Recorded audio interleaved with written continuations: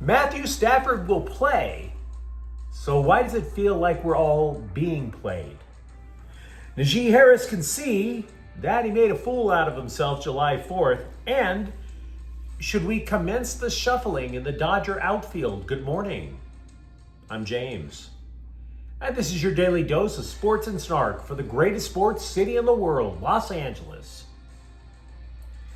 This is the faithful Angelenos morning report. So it is September 2nd, 2025.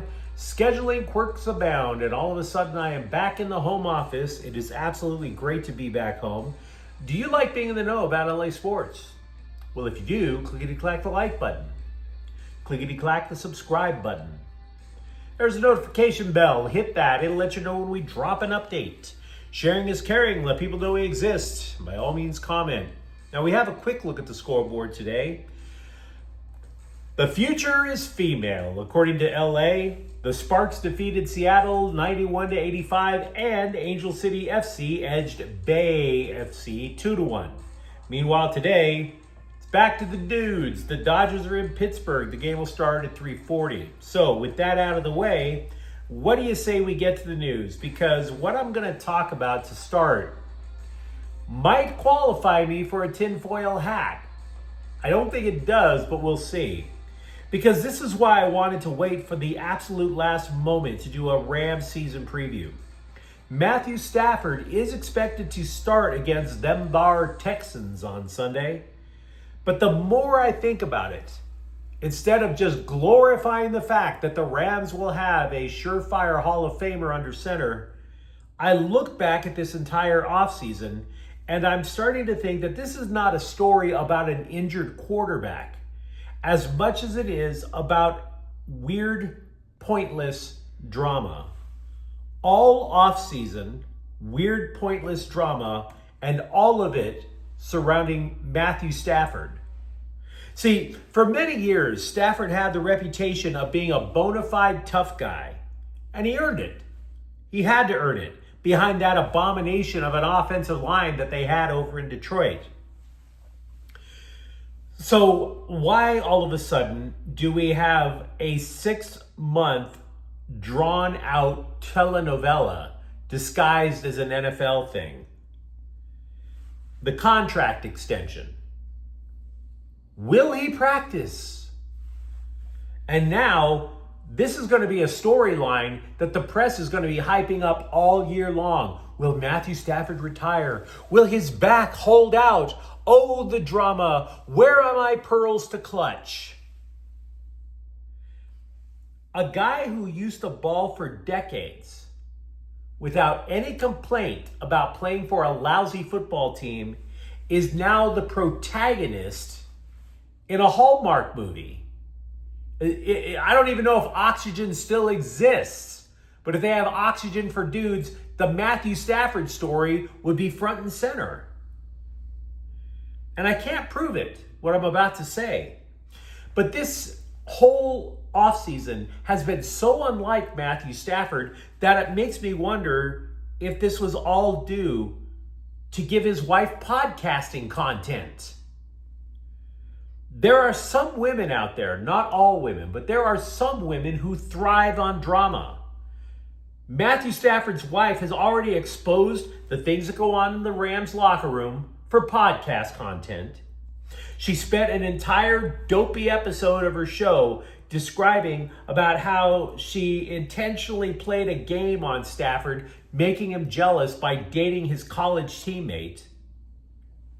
Maybe it took more than a decade for her to transform her husband from NFL tough guy to a multi-millionaire scrunched in the fetal position sobbing all day.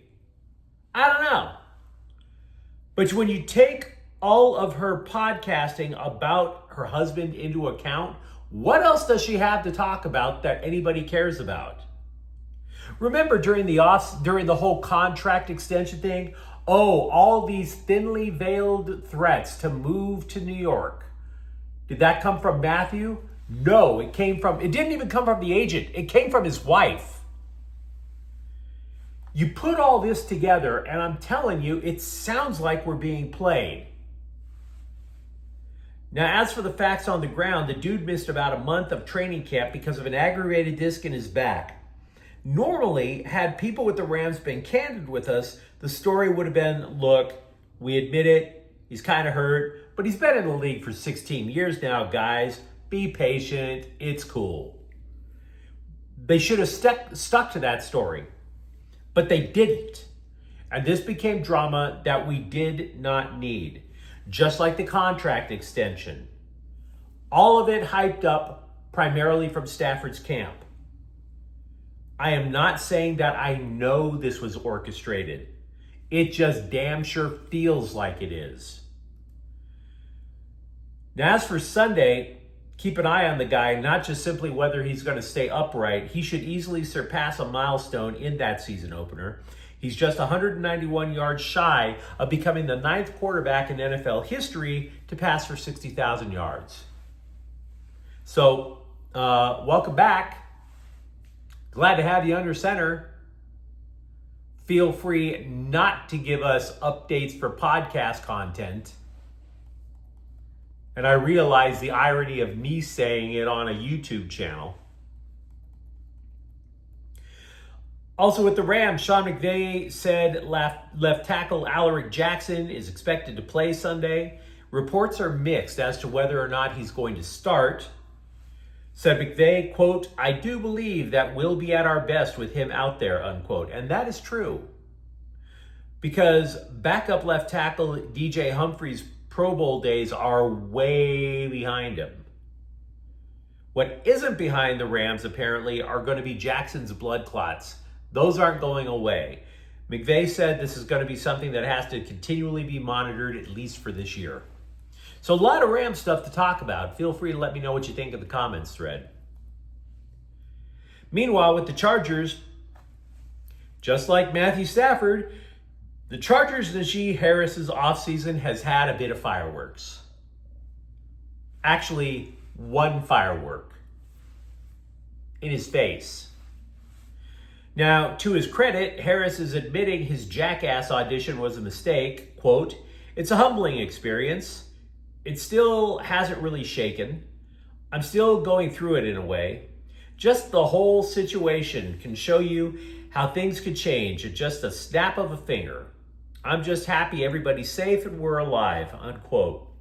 Okay, so the good news about the dude is he's been cleared to practice, which means he should play in the season opener against Kansas City in Brazil. But my dude, happy that everybody is safe and we're alive? Were these fireworks or were these explosives from a Warner Brothers cartoon? I mean, did you go to a fireworks booth outside of Walmart, or do you have the hookup with ISIS? Now, he didn't answer that question. There were a lot of questions he didn't answer Monday. But on the plus side for Charger fans, at least he doesn't have a wife with a podcast. And now comes the questions for the Dodger outfield. Ha-Seong Kim has been taken off the injured list after missing 2 months. He was hitting over 300 in the Midwest Manure Pit, similar to how he was hitting over 300 in LA before he got shoulder bursitis. Now here's the thing. He is a middle infielder, but he played left during his rehab assignment. So, does this indicate the starting of the shifting in the outfield? Does Teoscar Hernandez switch spots? Does Kim play the outfield since he was doing that during rehab? Does Michael Conforto finally get a nice plush couch for him never to leave on the bench? Hell, does Kim replace Max Muncy at third? Has anybody thought of that? Muncy was allegedly going to return to the Dodgers this week. Now Dave Roberts is saying that that's pushed back. He didn't give a reason. We do know that Muncy was sent home from a game in Dodger Stadium recently due to sinus issues. In their effort to rush back relievers who cannot find home plate with GPS, Michael Kopech has been summoned back from the injured list. He was out for 2 months with a knee injury. Now, the way Roberts made it sound a couple of days ago, Kopech's disastrous time in rehab was simply a sign of him not rising to the level of competition. He just really can't wait to go out and see some major league hitters. That's why he sucked against minor league hitters. There's a ton of guys in rookie league and A-ball who would love to use that logic to catapult themselves to the show, but I digress. Because you tell me like that, it makes you think Roberts has finally gone brain dead. Here's the thing though, Roberts actually might have a point. Look, Kopech allowed 7 runs and 9 walks in 5 1/3 innings at AAA, right? But you know what he's done in the majors? He hasn't allowed a single run this year. Make it make sense. Finally, with the Dodgers, welcome back yet again, Andrew Heaney. Not good enough for Pittsburgh, but good enough for a Southwest ticket to Omaha. He could be eligible in case the Dodgers need an extra arm for the postseason. And you may be asking yourself, why bring back Heaney instead of Walker Buehler? Which is fine. But I would say that you do realize that the Dodgers know things about Buehler's elbow and shoulder that we don't. There's that possibility. They know more about the damage to Buehler's elbow that has undergone Tommy John surgery twice, guys.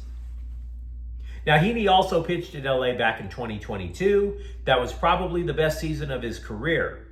So you could say it would be easier to adjust his performance to get it up to par than Buehler's. This, by the way, is Heaney's 3rd time with the Dodgers. They originally acquired him from Miami and flipped him to Anaheim to get Howie Kendrick, who I think is eligible for Social Security now. So, yeah. How many times Andrew Heaney shows up with the Dodgers? I don't know. How many more years does he have left in his career?